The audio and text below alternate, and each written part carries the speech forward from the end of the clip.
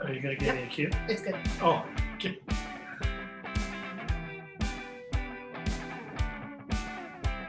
I played an evil reindeer. I always wanted to play pretend. Soupy Sales School of Hangers and Drama. Well, I actually enjoy Hurt Feelings. There's a TV series called Supergirl that had a Superman. I didn't even get to read for that. Or they're scared of me, one of the two. Okay. What the hell's a monologue? Is that Julie Andrews? I'm passionate about that. Show must go on. Hi, my name is Mike Fleming, and today is another episode of Inside the Eclipse Studio. It's an ongoing series where we interview actors and try to find out a little bit more about why they got into their field and some of their professional approaches and whatnot. But today we're very happy to meet and introduce you to Joseph Michael Harris. Joseph, how are you? I'm great, Mike. Thank you. How are you today? Well, I'm doing good. These are, as they say every day in the newspaper, unprecedented times. So if you don't mind me just kind of delving into your past, when did you first know that you wanted to act? Looking back on it, probably since I was a child, I always wanted to replicate movies or scenes that I liked when I was a kid for the adults. And I thought every kid did that. But as I've grown older, I think that was something that certain kids like to do. I always wanted to play pretend and tell stories and act. I got away from that in life because as I grew up, my father was an attack pilot in the Marines and had been a collegiate wrestler and all that, and had that itch inside of me in those college years to want to act. That got stuffed down inside when I had called home. We weren't even going to talk about it. And as a matter of fact, my dad hung up the phone on me and we didn't speak for a while. So it really wasn't until later in life when I kind of became more of my own man, when I actually pursued it. I had already had a child at that point and was on my way to getting married and having 3 more kids when I took my first acting class, which was at Playhouse West in North Hollywood in Los Angeles, California. Wow, that's really interesting. So you took your time getting into it. That doesn't mean anything except maybe at that point you're more of an adult, more really committed to the craft. For just me personally, this is my own personal story. I think I couldn't have been more lucky and more blessed than getting into it later, because I had so many issues in my youth that I think getting into it when I was younger and probably, I think coming into money at that point in my life, I'd have ruined it. Even though this town seems to be a forgiving town, I'm really glad that I got to basically lose my butt when I had nothing really to lose, if that makes sense at all. It does make sense. So, and an interesting thing about that is that so much of acting, you have to draw on life experience. So if you waited a little bit longer, you've got a much deeper well. This is true. I don't necessarily recommend that means you should start later. But I think life experience, obviously, that's why I think we enjoy watching some of our favorite actors as they grow up. They seem to bring more to some of the roles as we age. So just to bring us here to home, what productions have you done here in Santa Clarita? So I got involved with my first production last year, which was The Gingerbread Lady with Nancy Lantis. And that was my first. Oh, you know what? That's not true. I met Nancy because I was doing a play. It was Bill W. and Dr. Bob as a benefit for the Santa Clarita Alcohol Convention. So I did that for 2 years with them and met Nancy. And then she asked me to come in and do this play last November. You live in Santa Clarita, but, the industry, so much of it is over the hills, we say. But do you find that being a demanding thing to, audition calls, that sort of thing? I prefer it. I prefer it and I miss it. As our industry moves more and more to the technology side of things, especially with the COVID, what already was becoming very commonplace to audition from home, especially for a first round of auditions, the self-tape thing, I hate it. I would much rather walk in the room with a casting director who wants to cast the part and can pick up a person's essence and and maybe not, the best take. Who knows how many takes you get at home? I just don't. I think when a person walks in the room, you can tell who and what they are. And if you're, I think, a real director, and if they're a talented actor, you can play with them a little bit and see what you can get out of them. You're not going to get that casting from home, which is kind of what this world has come to right now. And being a guy that has 4 kids, there's nothing I love more than having an opportunity to be on the road and go to an audition and come back. I love that. That's a great vacation for me. So, and it's an opportunity to act. Preparing. It's that one take thing and walking into a casting room. I love it. Book it or don't book it. It doesn't matter. That's my opportunity to do what I love. And it's a lot different when you're preparing to do it at home and your reader's your wife who doesn't want to do it. And you live in Santa Clarita away from all the other actors, that are trying to do it. And so I prefer, I like to drive. I enjoy it. Sorry. That's my long answer. That's a great answer, actually. And it's interesting what you're saying about the in-person experience. Let's do a sports analogy. There's something about practicing sports, and there's something else about, when it comes down to crunch time, how do you perform? One-on-one, let's see what you got. I guarantee, and I understand exactly what you're saying. I was a collegiate athlete myself. I played college football, and I played rugby for 11 years. And that's absolutely true. I find it absolutely true in acting. I'm probably 200, a million % better going onto a set, having just looked at the script, maybe barely learned my lines. I'm a million times better than I am completely off book, rehearsed, and ready to go at home taping with my wife. I'm a million % better. There's something about stepping onto a stage, stepping in front of the camera, whatever it is, that game field when it's time to go. And that's when that switch really clicks on. It's a lot harder to activate that at home in your bedroom in front of a blue curtain. I would think that there is a parallel between sports and acting in that mental preparation that goes with it. And not only that, what I experienced in athletics was I became a very high-level wrestler, but I'm not a wrestler. I just stuck with it.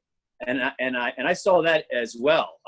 At the college level, there were guys that were way better than me in high school that couldn't hang at the college level because either it was grades or it was attitude, it was behavior, whatever. And I think that the same is true in acting, that there are some that are just naturally talented, and you see them come into the theaters and train. You can tell who they are, but they're going to go by the wayside by far and large. The person I think that has the best shot, hopefully, is talented, but by far and large, I think training outwins talent in the long run, and preparation and working at it every single day, even when you don't want to do it, doing it anyways. And over the course of time, you stick around long enough in this town, you're going to work. At some level, you're going to work. And you may have had all the talent in the world and the wrong attitude and no work ethic, and you never would have seen the light of day. And I've seen that be true over the course of time. You know what? That's very insightful and very wise words. You talk about day-to-day preparation. You were obviously running before we got together. How do you keep your mind focused, especially now during these COVID times, on your craft? And how do you prepare? I'm kind of lucky. I got to prepare. I got to train for 7 years. And I just went back to the school probably in the fall of last year. You can train there forever. And training like that for a long period of time, I think it kind of sticks with you. And I became a teacher. And I think teaching, like if I'm a wrestling coach and I'm telling you to always move your hand before you sit out, and I'm reminding you about position, I'm also reminding myself. So I've been blessed in that. And then super blessed that the pandemic has been not that much of a downtime for me. I've got to audition from home a few times. I'm reading scripts. We're always reading plays. I mean, if you're an actor, if that's really what you are, that's what you do. There's there's not an excuse not to do it if that's what you are. I just wrapped a movie, and it was completely different than anything I've ever experienced. You couldn't walk on set without a mask. You had your temperature checked. Everybody wore masks 24/7. It didn't matter. As long as you were there, you wore a mask unless you were off the premise and outside. The only time you didn't wear a mask is if you're on camera. So you and I could be shooting a scene. If the camera's on you, I could wear a mask. If you're a professional, you adapt, correct? So, all right. You have to. You absolutely have to. And you can't let ego get in the way. I know it happened to me when the world first started getting into those video auditions. I thought it was my agent. I said, she doesn't believe in me enough to get me an in-person audition. Why do I have to do this crap? This is what a cattle calls. And then lo and behold, I have a friend who's a much bigger name than I am, lead of TV series and things like that, a lead. And you go, oh, okay. So, everyone would see that guy, right? No, he did a self-tape audition as well. And he was talking to me about it. And I was like, oh. And on my not my last film, but the film I did in January with Eric Roberts, during lunch, he was doing a self-tape. And I was like, holy cow. And that guy's worked for 40 years in the industry. So, ridiculous career. And if they can do it, then little Joe Harris can keep his mouth shut and do a self-tape at home and, hope for the best, for sure. Let's go back in time, and maybe not so far back in time. What's the scariest moment you had on stage or on film? Okay, there's two. One was a real life worry. And I was on stage in a production of the Chronicles of Narnia. I was playing Aslan. This is when I was younger. And I had a problem. I'll just come out and say it as easily as I can. I normally don't come out and just say it openly, but I had a problem drinking at the time. And the night before was a great show, and I went way too far with it. And the next day for the matinee, there was a stunt I was supposed to do involving the White Witch, and it scared me. It didn't go as planned, and thank God she didn't get hurt. That's the scariest thing that's ever happened to me on stage, and I don't touch the stuff. Just me personally, this day, it's just not for me. But the scariest moment I ever had is just a moment was acting across from an actor named Chris Levy, who was playing a Vietnam veteran, and I was on stage, and that guy scared me so much it was unbelievable. And he was supposed to. He was playing a person that was so unhinged, who had been mistreated so bad, and had been swindled to show up at a parade for veterans that ended up just being another spit in the face. And the reality that he brought to not accepting that and ready to attack for it scared the pants out of me. And I knew it was a fake. I'm in the play with him, and scared out of my pants. That was Chris Levy. He was fantastic in that role. And it's called Welcome Home Soldier. That's amazing. Sometimes I watch people like Robert De Niro, and I'm thinking that could be a frightening experience when he gets into that space and is looking you in the eyes, because you almost believe he could do those things he did in Goodfellas or whatever. Absolutely. When he was younger, Mean Streets? Ooh. Woo! Yeah.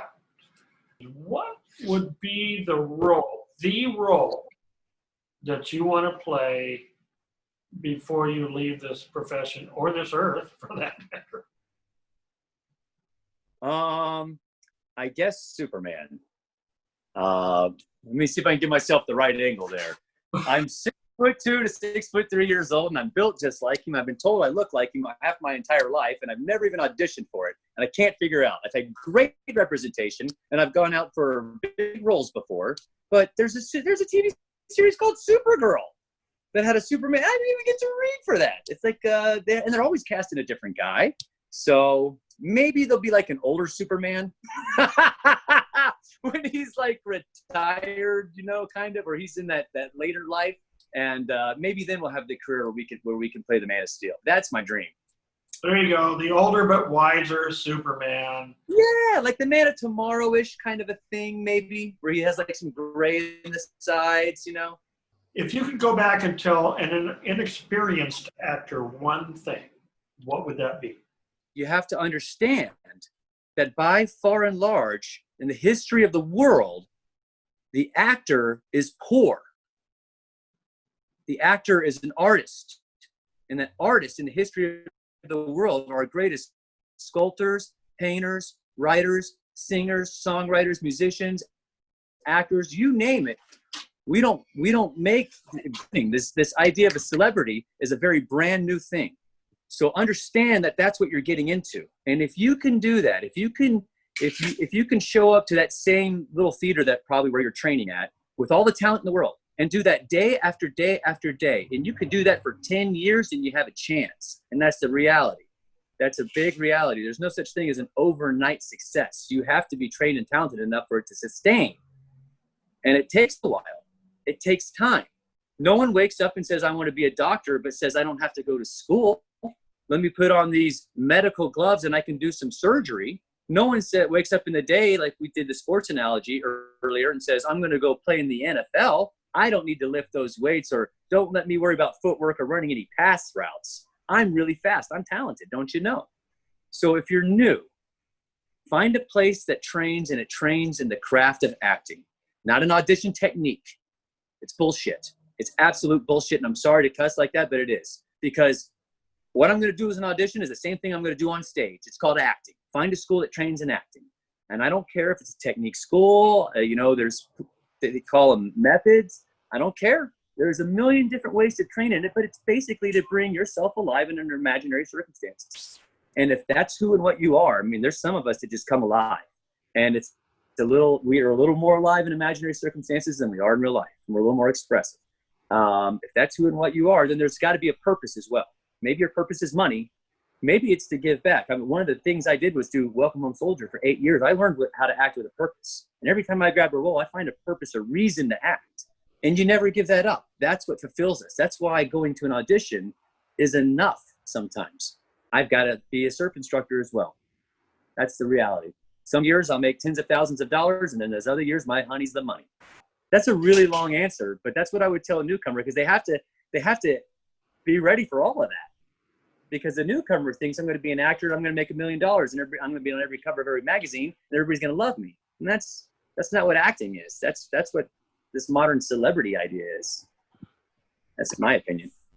I couldn't agree with you more, and that's an amazing answer. Who's your favorite actor?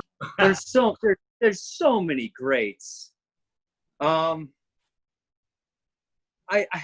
don't know. It's hard not to go with the classics with the Marlon Brando and the Steve McQueen and the Montgomery Clift, and I love those guys. But I can watch The Natural every day of the week with Robert Redford and just love it. However, that being what it is, and Robert Duvall, I love Robert Duvall. I love Robert Duvall way more than the De Niro's or the Pacinos or any of those guys. But modernly, Ed Norton and Giovanni Ribisi have this unique ability that not every actor has to kind of shapeshift. And I really enjoy watching actors that are capable of doing that, because Robert Redford, as great as he is always Robert Redford. But Giovanni Ribisi is never the same role to role. And that's fascinating to watch a person that can do that. I really enjoy that stuff. The difference between stage acting and film acting. If I'm going to tell you a secret on camera, I can speak like this because there's a microphone right here. But on stage, I have to make sure that if I say that secret, the person in the back row can hear. And that's really about it. That's really it. There's no difference. And I think, stage acting is real acting. If you want to learn how to act, you train on a stage. By far and large around this country, they don't teach real acting. You can go to any high school, almost any high school or college production around this country and see the same crap. And they're not teaching, and students are taking their money. They're taking their money. They're giving them a degree. But we know that doesn't get you work in this town. And they're not training actors to be professional actors. That's the truth. And so there's this idea, I think, that what stage acting is because we see non-professionals acting on stages all across this country. There's a few stages that have professional actors. And when you watch the professional actor on stage in the audience, you feel that play a little more like you would on TV because you're watching them have the experience. They're not stage acting, right? They're really acting. So to me, there's no difference. Acting is acting. You do it on stage or you do it in front of a camera. You do it for a commercial, you do it for a movie. There's different types, there's different styles, there's comedies, there's tragedies, but acting is acting. And if for once you catch a person faking, that's not acting. That's not acting. That's what we call acting. And I don't constitute that. It's not professional. And if people are able to graduate around this country after giving tens of thousands of dollars to a university and get a degree, and the best they can do is fake falling in love or being really angry at you right now, then come on. Because who knows? My angry, I might almost be crying. That might be heart so broke. Who knows? That's what you got to tap into. You got to go to a school that teaches that, and it'll be on a stage, but it's not stage acting. And that's I believe that 100%. Sorry. I'm very passionate about that. We couldn't tell at all. You know what, Joseph? Actually, I love your honesty, and I love just the fact that you just hit the nail on the head. Some wonderful insights into not only the business, but you as a person and your approach to the craft. And that really is what it takes to be a professional. All right, so I'm Mike Fleming, and you just spent an afternoon with Joseph Michael Harris on Inside Eclipse Studio. Hope you'll join us again soon. Take care, Joe. Bye.